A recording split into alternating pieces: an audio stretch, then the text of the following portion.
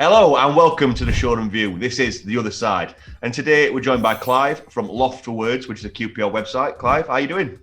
I'm good, man. I'm good. How are you? I'm doing well. I mean, Euros are still in a bit of a football hole, but can't wait for the league to start, especially now the fixtures have come out.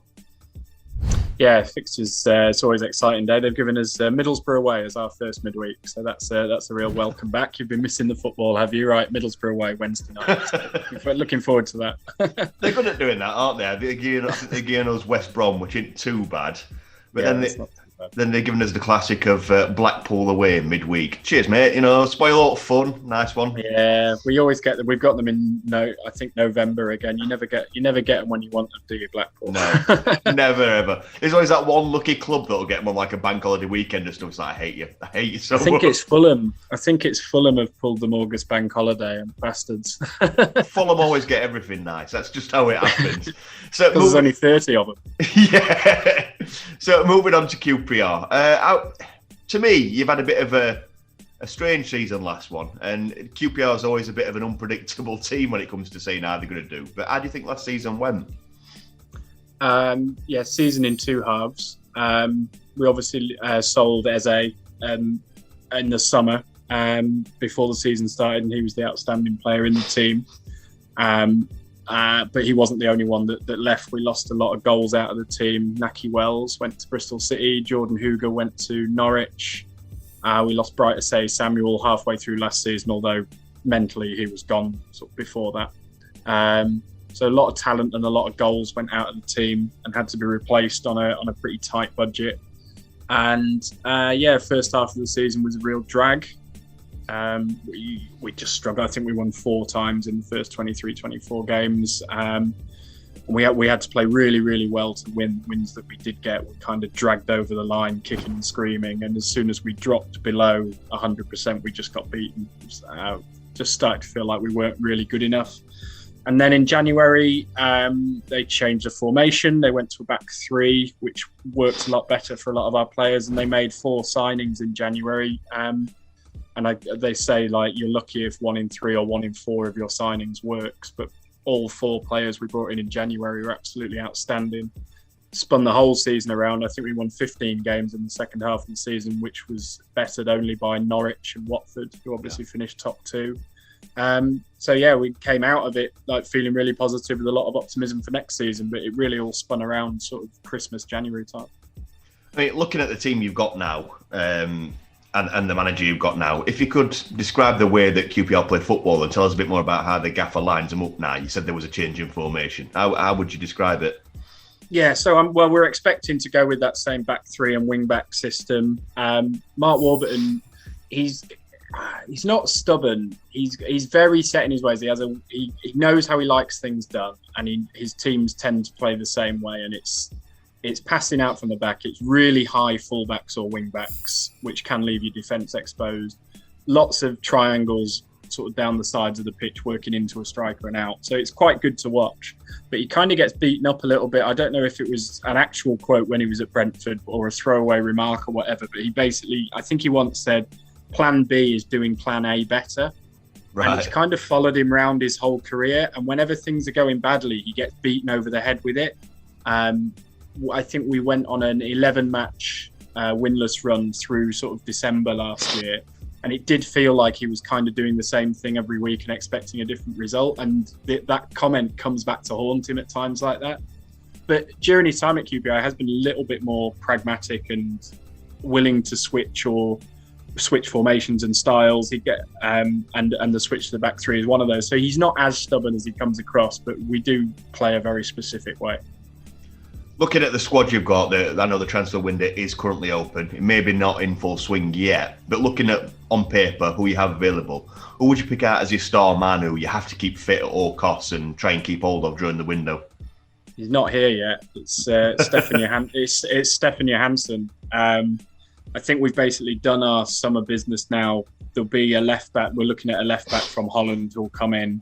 And I think Odebajo, who's been released by Chef Wednesday but has worked with Warburton previously, is going to come in and play right back. We've got a bit of a a political situation with Todd Kane, who so we're trying to solve that with Odebajo. But apart from that, it's all about Stefan Johansson, who's got a year left at Fulham, and was just absolutely incredible for us in the second half of last season. Not a player, a bit like when we signed Sean Derry. I'd never really thought much of Sean Derry when he played against us for like Sheffield United and Leeds and Palace and whatever. But as soon as he came, you just see what he does and how important he is to a team. And Sean Derry's a bit of a legend at QPR now, having been a bit of an unheralded signing.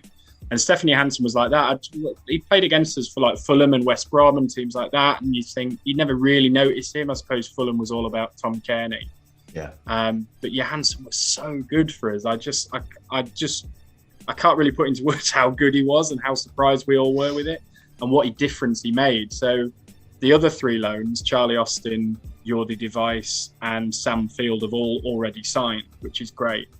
And we've signed Dazelle from Ipswich as well. And like I say, those two fullbacks will come in. But if they can get Johansson over the line, then I'd actually start to believe we've got half a chance this season, because he makes such a difference to our team. Obviously, it's complicated by the manager that didn't really rate him at Fulham has obviously just left. Yeah. So presumably a new manager is going to come in there and maybe have a different opinion, because I just can't believe anybody at Fulham looking at that and thinking, well, why would you not want to keep him for a championship season? Although the last two times they've got promoted, they bombed him out on loan immediately. So I think he does actually want to leave. But a new manager is going to reassess that. And obviously your manager, I think, signed him at Fulham, likes him a lot. So that could complicate it as well, because I'd be surprised if Johansson is available, if your manager isn't having a look as well. So he's the key to it all. At the moment, I think we'll do all right. If we signed him, I'd actually start to believe we've got half a chance. So obviously looking at your striking options, said you brought Charlie Austin in. Think that's good enough to bag you the goals this season? Yeah, Charlie, yeah. Just even, he's not the player he was, obviously. He's a bit older and a bit rounder. But he's just pure goals. Like, if you put the ball in the box, he scores. His all-round game has actually improved from when he was here first time. He didn't have a back-to-goal game really to speak of at all the first time he was here. But that seems to have improved. I'm surprised we've got him on our wage bill. He must have taken a sizable cut to come. So that's an amazing sign. It just kind of lifts the place, galvanises everybody. He's a bit of a hero at QPR. Really seemed to help Lyndon Dykes, who went on a run of 23, 24 games without scoring last year. And then playing with Charlie at the latter half, I think scored 6 or 7 goals in his last 8 or 9 games. He's got 3 or 4 assists, so finished the season really strongly. And Charlie seemed as delighted when Lyndon scored as when he scored himself. So there's a bit of a partnership building there, which we've got high hopes for. First half of the season, it had been Dykes and Macaulay Bonne from Charlton, and it didn't really work, to put it kindly. So also looking at that team, where would you say you need to strengthen most? I know you mentioned you've got your 2 fullbacks coming in that are going to be key to everything. Is there anywhere in the team where you look at and think we are particularly weak there, even with incoming signings imminent? Yeah, if we could, like I say, we need a left back, because Lee Wallace, although he did play very well last season, is not young and has had injury problems since he got here. And the backup to him, Nico Hammerleinen, is a kid out of our youth team, and he's not a kid anymore. I think he's like 23, 24 now. I'm not convinced he's going to make it at this level. I really hope he proves me wrong. I feel like he needs another loan out, and we need to get another left back in and share it between him and Wallace. And yeah, right wing back is kind of similar in that we've had Todd Kane, who has basically been a bit of a problem child for us. His performances have been erratic, and his behaviour has now followed that as well. So he's banned for the first 6 games of next season for insulting Sergi Canos, an insult that involved his nationality, I think is how they put it. Right. So he'd also, just before that, done an interview with another QPR website, where he referenced our reserve right back, Osman Kakai, who's another one out of our youth team, and he's very popular, quite limited, but quite popular player. We basically said he was crap in not so many words. Like in an interview, basically came out and said, yeah, it's nice that Osman gets in the team, but I know the game through and through. I was playing for Chelsea and getting £15 million bids while he was on loan at Partick Thistle and stuff. Just really disrespectful stuff like that. So basically, he wasn't very good in the first place, and now he's behaving like a dick. So we've got to get rid of it. We've got to try and find somebody silly enough to take him, and they'll put Odebajo in there. But yeah, once the fullbacks are sorted, we've done our business early. Maybe another centre back as cover because Jeff Cameron's gone out now. And like I say, if we got Steffi Hansen, I think we'd be there or thereabouts. So there's actually not too much left to do. I don't think we've done it really early this summer, which is unusual and good. It's always good to get it done early. This is the part where everybody I've spoke to either loves it or hates it, depending on how quick you can get an answer to your brain.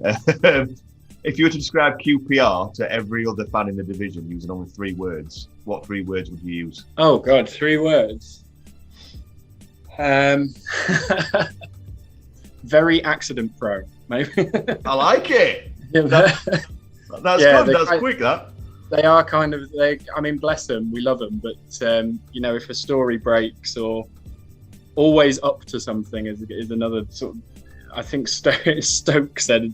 I saw a Stoke fan saying, we'd be in the playoffs if these teams got deducted points, and the reason that QPR were getting deducted points was, well, they're always up to something. We are a bit of a scally club, and been up to, so there's always something to write about, and whenever a story breaks, we're usually involved in it somewhere along the line. So yeah, it's like an errant child. When they go quiet, that's when you need to worry. I like that. I really like that. So before I let you go, just let us know where we can find Loft For Words on social and a bit more about the site. Yeah, well, Loft For Words has been going, thick end of 20 years now. It's unashamedly long, rambly, in-depth written pieces with a Patreon interview podcasting on the side. That's basically the USP. Like, don't do videos because my face looks like this. And just it's long form written stuff, interviews, match reports, match previews, and stuff like that. It's been going 20 years. It's at Loft For Words on Twitter, and it should be loftforwords.co.uk, but I need to check that I've renewed the domain. It reminded me to do that. Summer job. It was loftforwords.co.uk last time I checked. Brilliant stuff, Clive. Been great having you on. Thank you very much. No worries, mate. Nice to chat.